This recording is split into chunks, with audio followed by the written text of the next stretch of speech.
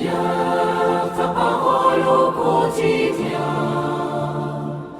nous nourrit et nous donne vie. Seigneur, ta parole au quotidien nous nourrit et nous donne vie. Lecture du livre de la Genèse au chapitre 3, versets 9 à 15, puis le verset 20. Quand Adam eut mangé du fruit de l'arbre, le Seigneur Dieu l'appela et lui dit, « Où es-tu donc ?»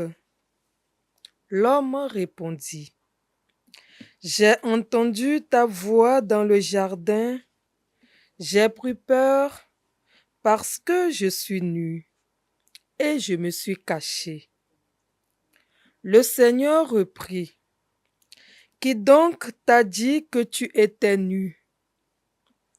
Aurais-tu mangé de l'arbre dont je t'avais interdit de manger? »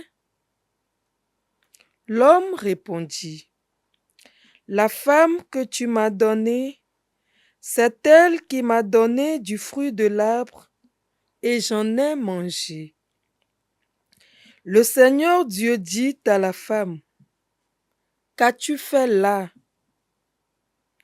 La femme répondit, « Le serpent m'a trompée et j'ai mangé. » Alors le Seigneur Dieu dit au serpent, « Parce que tu as fait cela, tu seras maudit parmi tous les animaux et toutes les bêtes des champs. Tu ramperas sur le ventre et tu mangeras de la poussière tous les jours de ta vie. Je mettrai une hostilité entre toi et la femme, entre ta descendance et sa descendance. Celle-ci te meurtrira la tête, et toi, tu lui meurtriras le talon. » L'homme appela sa femme Ève, c'est-à-dire la vivante, parce qu'elle fut la mère de tous les vivants. Parole du Seigneur. Nous rendons grâce à Dieu. Nous nourrit et nous donne vie. Pour ta gloire, on parle de toi, ville de Dieu. Pour ta gloire, on parle de toi, ville de Dieu. Elle est fondée sur les montagnes saintes. Le Seigneur aime les portes de Sion plus que toutes les demeures de Jacob. Pour ta gloire, on parle de toi, ville de Dieu. Pour ta gloire, on parle de toi, ville de Dieu. Mais on appelle Sion ma mère, car en elle, tout homme est né. C'est lui, le Très-Haut, qui la maintient.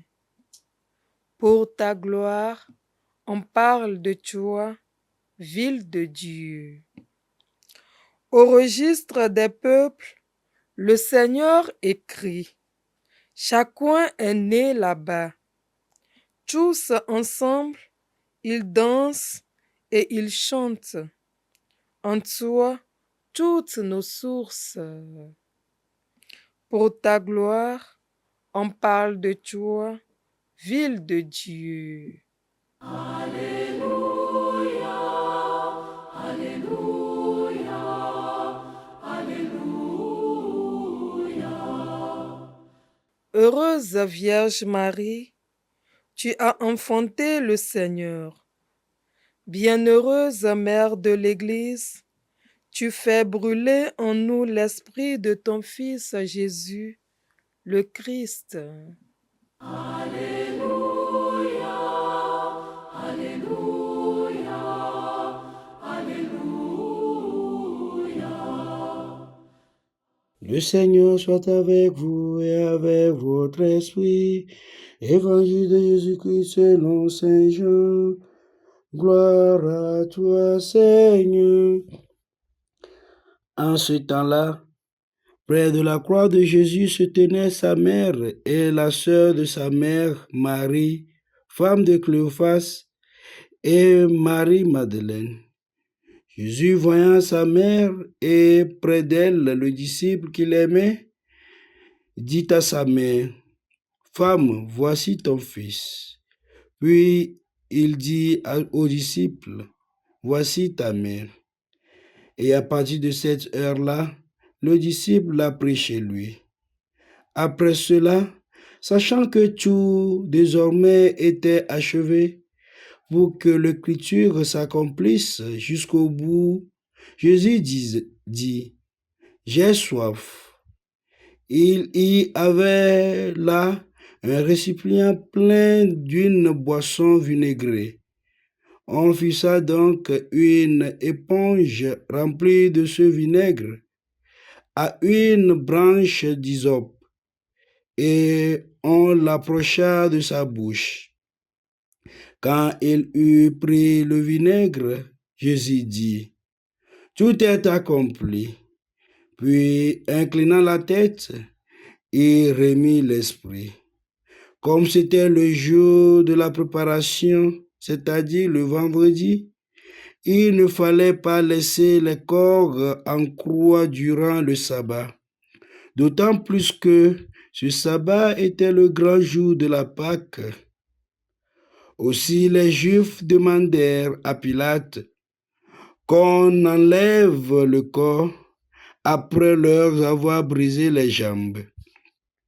Les soldats allèrent donc briser les jambes du premier, puis de l'autre homme crucifié avec Jésus. Quand ils arrivèrent à Jésus, voyant qu'il était déjà mort, ils ne lui brisaient pas les jambes. Mais un des soldats, avec sa lance, lui perça le côté. Et aussitôt, il sortit du sang et de l'eau. Acclamons la parole de Dieu. Louange à toi, Seigneur Jésus. Alléluia, Alléluia, Alléluia. Aujourd'hui, je voudrais partager sur le thème la responsabilité d'un chrétien. Vous est-il déjà arrivé, ne fût-ce qu'une seule fois, de décliner votre responsabilité? Suite à un échec, avez-vous déjà décidé volontairement de manquer à votre responsabilité? À cause de la honte publique, avez-vous déjà nié votre responsabilité juste parce que vous voulez protéger votre image? Telle est la réalité à laquelle Adam et Ève ont fait face dans la première lecture de ce jour.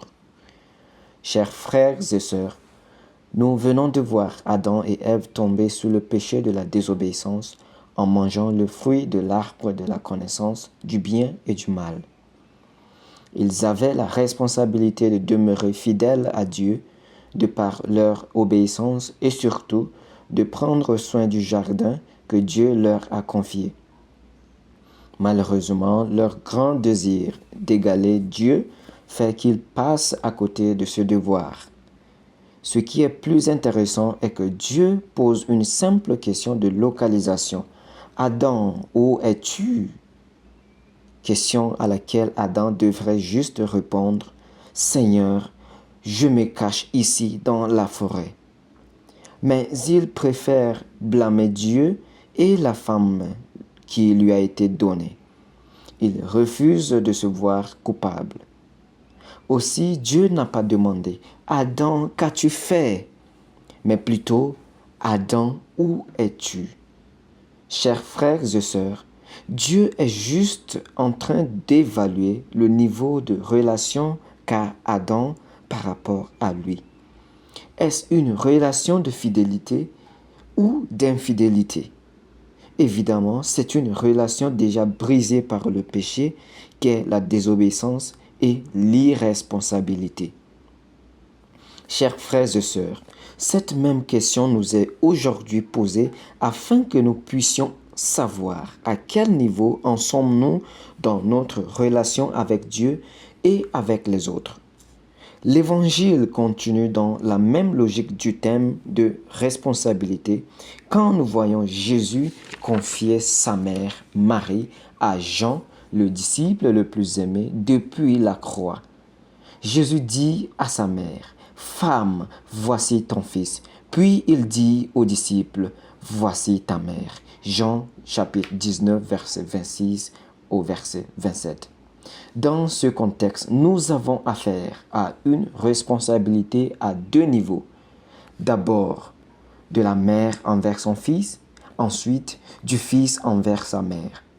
Contrairement à ce que nous avons vu dans la première lecture, Marie et le disciple ont su répondre de façon positive à leurs responsabilités.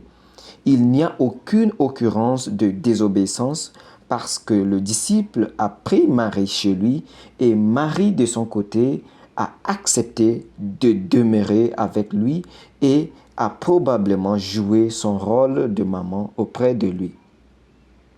Chers frères et sœurs, Dieu, d'une manière ou d'une autre, a confié à chacun de nous une responsabilité. À certains d'enseigner, à d'autres de prendre soin des vulnérables et à d'autres encore de diriger ou de gouverner.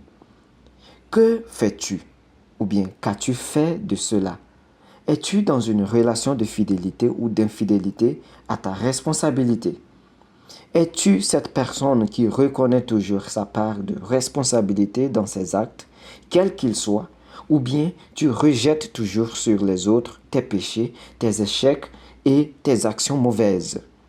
Que la Vierge Marie, Mère de l'Église, dont nous faisons mémoire aujourd'hui, nous aide à toujours être fidèles à nos responsabilités vis-à-vis de Dieu et nos frères et sœurs. Amen. Seigneur, ta parole